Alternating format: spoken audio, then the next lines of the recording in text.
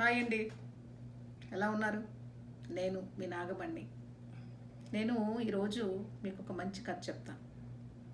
ఆ కథ పేరు ఆధా శ్లోక్. ఆధా శ్లోక్ అంటే సగం శ్లోకం. ఈ కథ పేరు.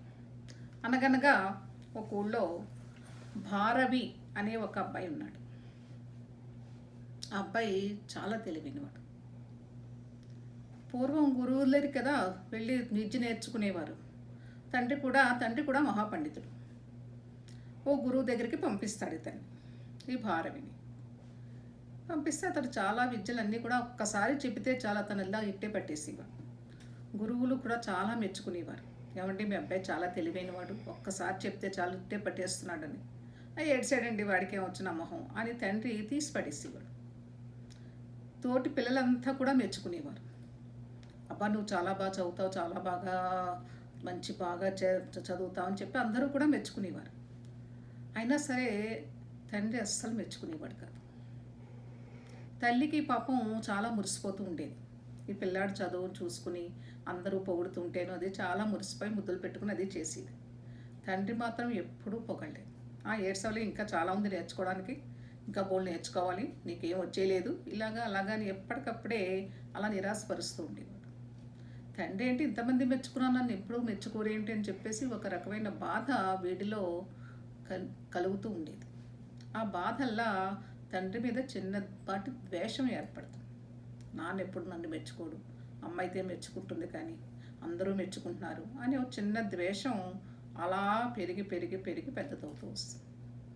ఈ పిల్లాడు పెద్దవాడు అవుతాడు, అన్ని విద్యలు నేర్చుకుంటాడు, మంచి పండితుడు అయిపోతాడు. అందరూ కూడా చాలా ఊళ్ళో అందరూ మెచ్చుకుంటారు. ఊరి ప్రజలంతా కూడా ఏమంటే మీ అబ్బాయి చాలా మంచి పుత్రుడిని కన్నారు, మీరు ఎంత మంచి పిల్లాడు అంటే ఏడ్చాడండి, వాడికి ఏమి రాదు నా మొహం అని ఇలాగే తీసేసేవాడు కానీ ఎప్పుడూ మెచ్చుకోలేదు. ఈ ద్వేషం క్రమేపీ పెరిగి పెరిగి పెరిగి చాలా పెద్దదైపోతుంది. ఇక తండ్రి అంటే అస్సలు పడదు. తండ్రి అంటే విపరీతమైన ద్వేషం ఏర్పడిపోతుంది ఈ భారవికి. పెళ్ళి అయిపోతుంది. పూర్వం చిన్నప్పుడే పెళ్ళిళ్ళు చేసేసేవారు కదా, పెళ్ళి కూడా అయిపోతుంది వారికి. అయినా సరే తండ్రి మీద ద్వేషం తగ్గలేదు. ఆ ద్వేషం ఎంతవరకు వచ్చిందంటే తండ్రిని చంపేయాలి అన్నంతవరకు వచ్చేసింది. ఒకరోజు మిద్దె మీద ఎక్కి కూర్చుంటాడు, ఓ పెద్ద బండరాయి వేసుకుని. పూర్వం మిద్దెలు ఇళ్ళు ఉండేవి. తండ్రి గదిలో మిద్దె ఒకటి ఉంటే ఆ మిద్దె మీదకి ఎక్కి ఓ పెద్ద బండరాయి పట్టుకుని ఎక్కి కూర్చుంటాడు. తండ్రిని అర్ధరాత్రి వేళ నిద్రపోతుంటే ఆ తండ్రి తల మీద బండరాయి వేసి చంపేద్దాం, అంత కోపం అన్నమాట తండ్రి అంటే. సరే భార్య మామూలుగా తాంబూలం ఇస్తూ పడుకునేటప్పుడు అడుగుతుంది, ఏమండి రోజు వాడు ఎంతో చక్కగా చదువుతున్నాడు కదా, ఎప్పుడూ మెచ్చుకోరేమిటి మీరు వాడిని, వాడు చాలా బాధపడుతున్నాడండి అని చెప్పేసి అంటుంది. ఓసి వెరిదానా, నాకు మాత్రం వాడంటే ప్రేమ లేదా ఏమిటే, తండ్రి ఎప్పుడూ పిల్లాడిని మెచ్చుకోకూడదు, మెచ్చుకుంటే వాడికి ఆయుష్ తగ్గిపోతుంది, ఆయుష్యేనం, అందుకనే నేను వాడిని మెచ్చుకోను. లోపల నేను ఎంత సంతోషిస్తున్నానో అందరూ పొగుడుతుంటేను, ఆ గురువులు ఊళ్ళో వాళ్ళు అందరూ పొగుడుతుంటే నా మనసంతా పొలకించిపోతోంది. అయినా సరే పైకి మాత్రం నేను అలా ఎందుకుంటున్నానంటే వాడికి ఆయుష్ తగ్గిపోతుందని, అంతే తప్ప వాడి మీద నాకు ప్రేమ లేదా ఏమిటి అని చెప్పేసి అంటాడు. అనగానే వీడికి ఒక్కసారి కనువిప్పు కలుగుతుంది. అయ్య బాబా, ఇలాంటి తండ్రినా నేను ఇన్నాళ్ళు చంపాలనుకున్నాను అని చెప్పేసి గబుక్కుని బిద్ది దిగి తండ్రి కాళ్ళ మీద పడిపోతాడు. నాన్న, నేను మిమ్మల్ని తప్పుగా అర్థం చేసుకున్నాను, ఇన్నాళ్ళు మీరంటే చాలా ద్వేషం ఏర్పడింది నాకు, మీరు ఎప్పుడూ నన్ను మెచ్చుకోరని, మిమ్మల్ని చంపేయాలన్నంత కోపం వచ్చి చంపేద్దామని చెప్పేసి వచ్చాను నేను, నా తప్పు క్షమించండి అని చెప్పేసి కాళ్ళ మీద పడతాడు. అయ్యో పోన్లే నాయన, సహజమేను ద్వేషం ఉండడం, అందులో తప్పేమీ లేదు, పోన్లే తెలుసుకున్నావు కదా నీ తప్పుని అని చెప్పేసి అంటాడు. అలా కాదు నాన్నగారు, నేను చేసిన తప్పుకి నాకు శిక్ష విధించాలి మీరంట. శిక్షకేముంది లేరా, నేను క్షమించేస్తున్నాను కదా, క్షమించడం కూడా పర్వాలేదు, క్షమిస్తున్నాను, నీకు ఇంకా శిక్ష అక్కర్లేదంటాడు. అలా కాదు, నేను చేసిన ఘోర పాపానికి నాకు శిక్ష అనుభవించవలసిందే, నాకు మీరు ఏ శిక్ష వేస్తారో వేయండి. సరే కాసేపు ఆలోచించి, నువ్వు మీ అత్తవారింటికి వెళ్ళి 6 నెలలు అక్కడే ఉండి ఒక మంచి ప్రయోజకుడు వై తిరిగిరా, అదే నేను నీకు వేస్తున్న శిక్ష అంటాడు. ఇదేంటి నాన్న, మా అత్తవారింటికి వెళ్ళమని శిక్ష వేశారు ఏమిటి అనుకుని, సరే కొంచెం సంచిలో బట్టలు అవి సర్దుకుని అత్తారింటికి వెళ్తాడు. వెళ్ళేసరికి అల్లుడు వచ్చాడంటే ఓ అగ్గగ్గలాడిపోతూ ఆ అత్తగారు, మామగారు, బావమరుదులు అందరూ కూడా గబగబా ఎదురొచ్చేసి కాళ్ళకి నీళ్ళు ఇచ్చేసి, తుడుచుకోవడానికి తువ్వాలు ఇచ్చేసి, ఓ మంచి పట్టు పరుపులో ఉన్న మంచం ఇచ్చేసి, ఓ ఎంత మర్యాదో చేసేస్తారు. రోజు పిండి వంటలు వండేసి ఇంతలా మర్యాదలు చేసేస్తూ, కాళ్ళు కొడుకడం నీళ్ళు ఇచ్చేసి అన్నీ చేసేస్తుంటారు, అన్ని మర్యాదలు. వీడు అనుకుంటాడు, ఏమిటి ఇంత మర్యాద చేస్తున్నారు నాకు, ఇదేం శిక్ష, నాన్న నాకు ఇలాంటి శిక్ష విధించారేమిటి, ఇది శిక్ష అని అనుకున్నాడు. సరే ఇలా రోజు మర్యాదలు చేస్తూ ఉంటాడు. ఓ నెలలాళ్ళు గడుస్తుంది. ఈ అల్లుడు ఎక్కడా వెళ్ళేటట్టు కనపట్టలేదు. దేటి బాబు అల్లుడు ఎప్పటికీ కదలదు అంటే వాళ్ళు అనుకోవడం ఏంటంటే ఏదో 4 రోజులు 6 రోజులు ఉండి వెళ్ళిపోతాడేమో అనుకున్నారు. వీడు ఎప్పటికీ కదలటం లేదు. సరే కొంచెం మర్యాదలు తగ్గించారు. ఇంకంత పాటు పరుపుల మీద పడుకోబెట్టడాలు, ఓ పిండి వంటలతో భోజనాలు పెట్టడాలు, అగ్గంతలాడిపడాలు ఇవన్నీ తగ్గిపోయి మామూలుగానే చూడడం మొదలుపెట్టారు. ఇలా ఓ నెల్లాళ్ళు గడుస్తుంది. అయినా వెళ్ళడు వీడు. ఇంకా చిన్న చిన్న పనులు చెప్పడం ప్రారంభిస్తారు. బాబు అది ఇలా పట్టరా, ఇది అలా పట్టరా, కొంచెం ఆ చెంబు నీళ్ళు ఇలా పట్టరా, ఇలా అంటే చిన్న చిన్న పనులన్నీ చెప్తూ ఉంటారు. సరే కొంచెం తగ్గుతుంది, అర్థమవుతుంది వీడికి, ఓహో నాన్నగారు ఎందుకు శిక్ష విధించారని చెప్పేసి అర్థమవుతుంది. అలా ఓ నెల్లాళ్ళు గడుస్తాయి. ఇంకా వెళ్ళడు వీడు. ఇంకా వీళ్ళకి కూడా కొంచెం చిరాకు వస్తుంది. వచ్చి చిన్న చిన్న పనులు చెప్పకూడని పనులు కూడా చెప్పేస్తున్నారు. బాబు ఆ గేదెలు అవి కొంచెం శుభ్రం చేయి, పొలానికి వెళ్ళు, కాస్త పొలాలకు నీళ్లు పెట్టు, ఇలాంటి పనులన్నీ అప్పచెప్పడం మొదలు పెడతారు. ఆయన ఇంకో నెల్లాళ్ళు గడుస్తుంది. ఇంకా వెళ్ళడు వీడు. ఇంకా వాళ్ళ కోపం వచ్చేసి ఇంకా చాలా పాలేరు పనులన్నీ అప్పచెప్పేయడం మొదలు పెడతారు. ఇంకా పేడతి కాస్త పిడకలై ఆ గేదెల్ని కడుగు, ఆ గేదెల చావిడంతా కూడా శుభ్రంగా కడిగేయండి, అంట్లు వాళ్ళ పని మనిషి రాదు కొంచెం అంట్లు తోమేయి, ఇలాంటి పనులన్నీ కూడా చెప్పడం మొదలు పెడతాడు. అవన్నీ చేస్తూ ఉంటాడు, ఏమీ మాట్లాడు. భార్య ఉంటుంది, ఈయన భార్య రసిక అని చెప్పేసి చాలా తెలివైన అమ్మాయి. ఆ అమ్మాయి కొంచెం బాధగా ఉంటుంది. ఏమిటి ఇన్ని పనులు చేస్తూ ఇక్కడే ఉంటాడు భర్త, వెళ్ళడేమిటి, వెళ్ళిపోవచ్చు కదా అని అనుకుంటుంది. సరే ఏమీ మాట్లాడుతుంది. ఇలా మొత్తానికి 6 నెలలు గడిచిపోతాయి. ఈ 6 నెలల్లోనూ చివరి రోజుల్లో చాలా కనికిష్టంగా ఈ పిల్లాన్ని చూడటం మొదలు పెడతారు. ఒక పాలేరు కన్నా హీనంగా చూస్తారు అత్తవారు. అప్పుడు అర్థమవుతుంది అత్తవారి ఇంట్లో 6 నెలలు శిక్ష ఎందుకు విధించారో తండ్రి అని అర్థమవుతుంది. సరే 6 నెలలు గడిచిపోతాయి. గడిచిపోయాక ఆ రోజుతో 6 నెలలు అయిపోయింది అనగా భార్యను తీసుకుని నేను వెళ్ళిపోతున్నానండి అని చెప్పేసి భార్యను తీసుకుని వచ్చేస్తాడు, బయటకు వచ్చేస్తాడు. బయటకు వచ్చి ఒక రాజ్యానికి వస్తాడు.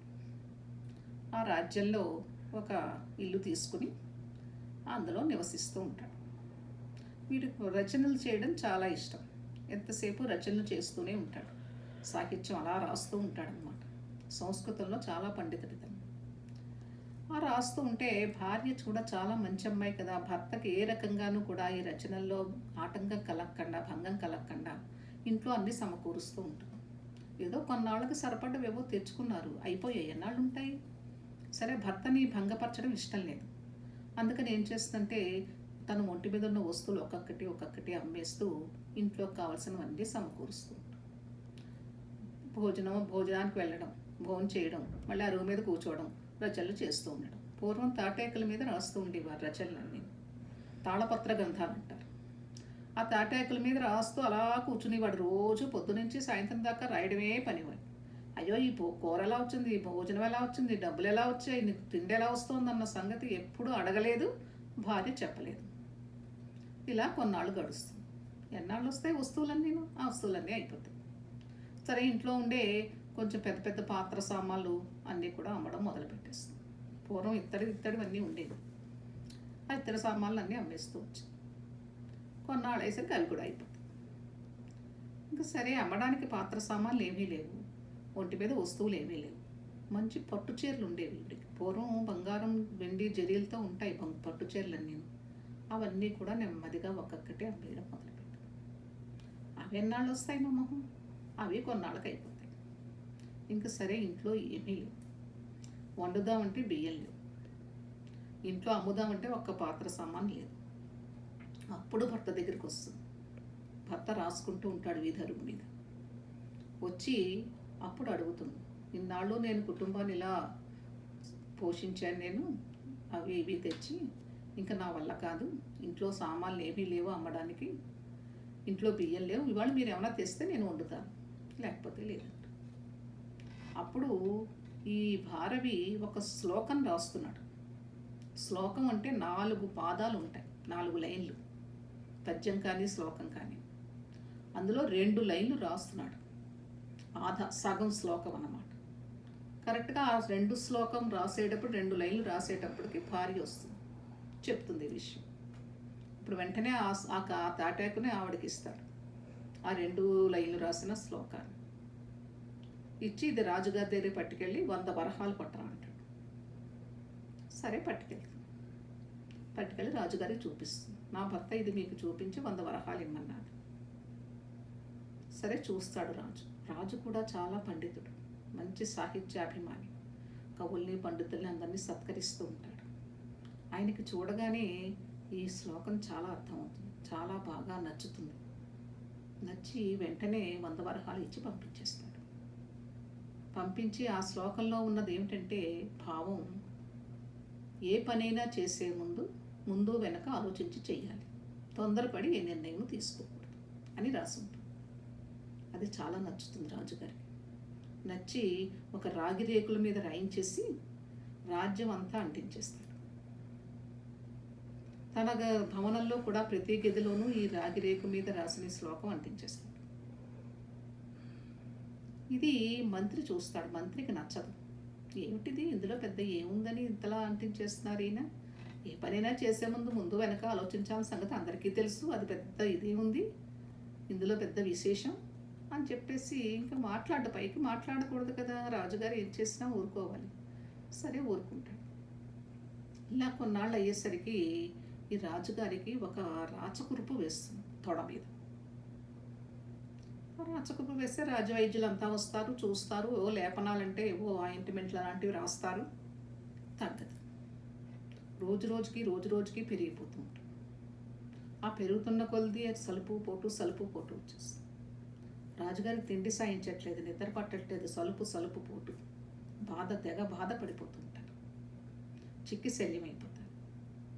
రాజవైద్యులంతా కంగారు పడిపోతారు, ఏమిటి రాజుగారు ఇలా అయిపోతున్నారని చెప్పేసి ఆ రాజవైద్యుడు అంటాడు, మనకి పొరుగు రాజ్యంలో ఒక మంచి వైద్యుడు ఉన్నాడండి, ఆయనకి ఇది మంచి చాలా నిపుణుడు, ఈ శస్త్రచికిత్స చెయ్యాలేమో అని నాకు అనుమానంగా ఉంది ఈ కురుపుకి, అందుకని ఆయన్ని కబురు చేస్తానంటాడు.